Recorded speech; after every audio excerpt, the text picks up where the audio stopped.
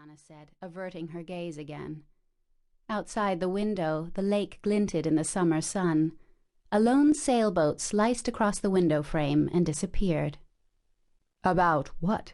he asked. "The life part?" He sat forward now, interested. "Yes," Ariana said. "It's unacceptable." That was when Dr. Maloney laughed. Not just his usual amused chuckle, but a big, hearty, guttural laugh. Ariana tried not to cringe.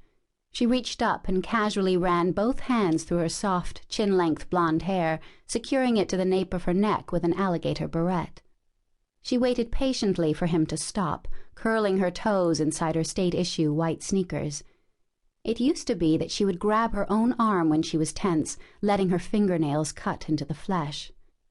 Then one day last year, Dr. Maloney had noticed this habit and pointed it out to her like he was oh so insightful. She hadn't done it in his presence since. "Unacceptable," he repeated. She looked him in the eye, her gaze unwavering. "Yes." "You do realize you killed someone," Dr. Maloney said, in the tone adults use when scolding naughty children. Ariana blinked, just barely betraying her internal flinch. Thomas's blood. Thomas's blood. Thomas's blood. Just like that, she saw it on her hands, under her fingernails, in her hair.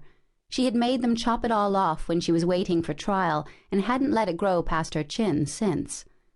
All that blood. No. She mentally wiped it away. Gone. Back to the present.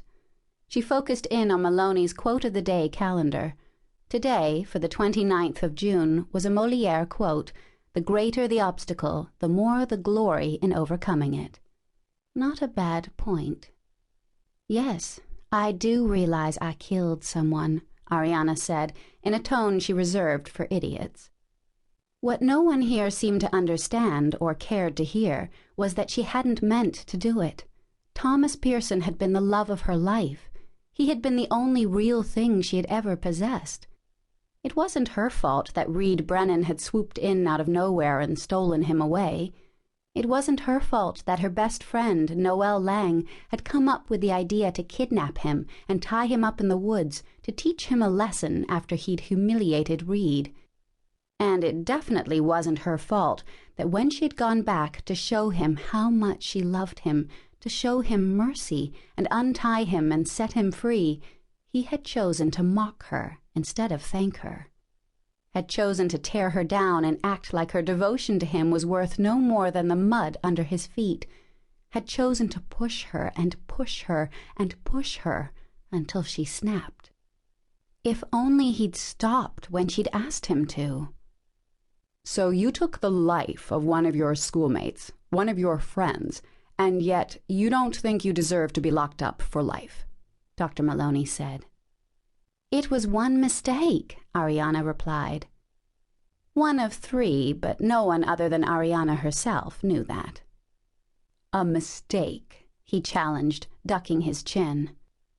God, she was sick of this. Sick of him. Sick of his tiny little pea-brained, one-sided take on her and every other woman in this hellhole. "You see everything in black and white, don't you?" Ariana snapped, her blood rising. "And what you did was somehow gray?" he retorted. "I'm not in denial. I know what I did and I'm sorry for it," Ariana said, her words clipped. "But this isn't how it's supposed to be."